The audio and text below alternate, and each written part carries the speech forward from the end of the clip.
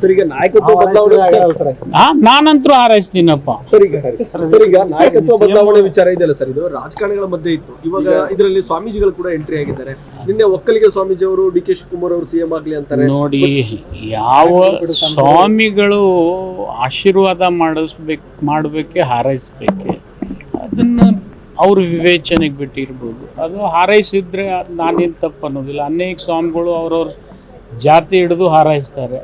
ಆದರೆ ಈ ದೇಶದೊಳಗೆ ಸ್ವಾಮಿಗಳು ರಾಜಕಾರಣಕ್ಕಿಂತ ಸ್ವಲ್ಪ ದೂರ ಇದ್ದರೆ ಒಳ್ಳೆಯದು. ಇಷ್ಟು ಮಾತ್ರ ನಾನು ವಿನಂತಿ ಮಾಡ್ತೀನಿ. ಭಾಳಷ್ಟು ಜನ ಸಲೀಂ ಅಹಮದ್ ಸಾಹೇಬರು ನೀವು ಮೊನ್ನೆ ಮಾತಾಡ್ತಾ ಸಂದರ್ಭದಲ್ಲಿ ಕೂಡ ನಾನು 7-8 ಜಿಲ್ಲೆ ಉಸ್ತುವಾರಿ ಕೆಲಸ ಮಾಡಿದ್ದೀನಿ, ಕಾಂಗ್ರೆಸ್ ಸಂಘಟನೆ ಮಾಡಿದ್ದೀನಿ. ನನಗೂ ಕೂಡ ಕಳೆದ ಬಾರಿ ಸಿಗಬೇಕಿತ್ತು, ಸಿಗಲಿಲ್ಲ, ಸಚಿವ ಸ್ಥಾನ ಅಂತ ಬೇಸರ ವ್ಯಕ್ತಪಡಿಸಿದ್ದಾರೆ. ಒಂದು ಕಡೆ ಅವರು ಕೂಡ ಸಚಿವಾಕಾಂಕ್ಷಿ, ಭಾಳಷ್ಟು ಜನಕ್ಕೆ ಬೇಸರ ಇದೆ. ಬಸವರಾಜ ಶಿವನವರು ಕೂಡ ಹೇಳಿದರು, ನಾನು ಆಕಾಂಕ್ಷಿ ಇದ್ದೀನಿ, ಒಂದು ಜಾಸ್ತಿ ಪ್ರಾಧಾನ್ಯತೆ ನಾನು ಕೊಟ್ಟರೆ ಅನುಕೂಲ ಅಂತ. ಏನು ಹೇಳ್ತೀರಿ ಸರ್? ಅದು ರಾಜಕಾರಣದಲ್ಲಿ ಯಾರೇ ಇರಲಿ ರೀ, ಎಲ್ಲರಿಗೂ ಆಸೆ ಇರ್ತದೆ. ತಪ್ಪೇನಿದೆ? ಸಮಯ ಬಂದಾಗ ಅವ್ರಿಗೂ ಸಿಗ್ಬೋದು, ಕಾಯ್ಬೇಕಲ್ಲ. ರಿಷಫಲ್ ಆಗುತ್ತಾ ಅಥವಾ ವಿಸ್ತರಣೆನ ಅನ್ನೋದ್ರ ಅದು ನನಗೆ ಗೊತ್ತಿಲ್ಲ, ನೀವೇ ಹುಡುಕಾಡಿ ಹೇಳಬೇಕು. ಕಾಂಗ್ರೆಸ್ ನಲ್ಲಿ ಬಣ ರಾಜಕೀಯ ಜೋರಾಗ್ತಿದೆ. ಒಂದು ಡಿ.ಕೆ.ಶಿ ಬಣ, ಒಂದು ಸಿದ್ದರಾಮಯ್ಯ ಅವರ ಬಣ. ನಮ್ಮಲ್ಲಿ ಯಾವುದು ಬಣ ಇಲ್ಲ. ನೀವು ಸೃಷ್ಟಿ ಮಾಡಕ್ ಹೋಗ್ಬೇಡಿ.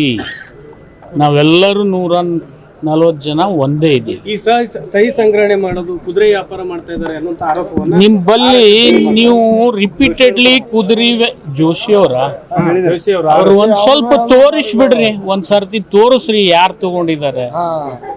ಒಂದ್ ಸರ್ತಿ ತೋರಿಸ್ರಿ, ಸುಮ್ನೆ ಮಾತನಾಡ್ಬಾರ್ದು. ಯಾರೇ ಒಬ್ರಿಗೆ ಕೊಟ್ಟಿದ್ರೆ, ಒಬ್ರು ತಗೊಂಡಿದ್ರೆ ಹಿಂದ್ಕೊಂದ್ ಸರ್ತಿ ಗೊತ್ತಿದೆ ಲೋಕಸಭೆಯಲ್ಲಿ ಏನಾಗಿತ್ತು ಅನ್ನೋದು.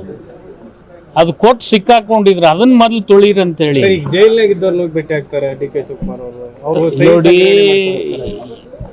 ನೀವು ನೋಡಿರಿ ಸಹಿ ಅಲ್ಲ, ಆರೋಪ ಕೇಳಿ ಬರ್ತಾರೆ. ಯಾರಿಗಾದ್ರು ಡಿ.ಕೆ. ಶಿವಕುಮಾರ್ ಅವ್ರ ಪಾಪ ಅವ್ರ ಮೇಲೆ ಕೇಸ್ ಇದ್ದಾಗ ಸೋನಿಯಾ ಗಾಂಧಿ ಮೇಡಮ್ ಹೋಗಿದ್ರು, ತಪ್ಪಂತೀರಾ? ಅವಾಗೇನು ಅನ್ನಿಲ್ಲ, ಈಗ ಯಾಕಂತೀರ? ಈ ಸಂದರ್ಭದಲ್ಲಿ ಹೋಗಿರೋದು ಇದು ಸಂದರ್ಭ. ನೀವು ಆ ಸಂದರ್ಭಕ್ಕೆ ಇದನ್ನು ಒಯ್ದು ತಳಕ್ ಹಾಕ್ತಾ ಇದ್ದೀರಿ. ಅದು ಅವ್ರವ್ರ ವಿವೇಚನೆಗೆ ಬಿಟ್ಟಿದ್ದು. ಹೋಗುದು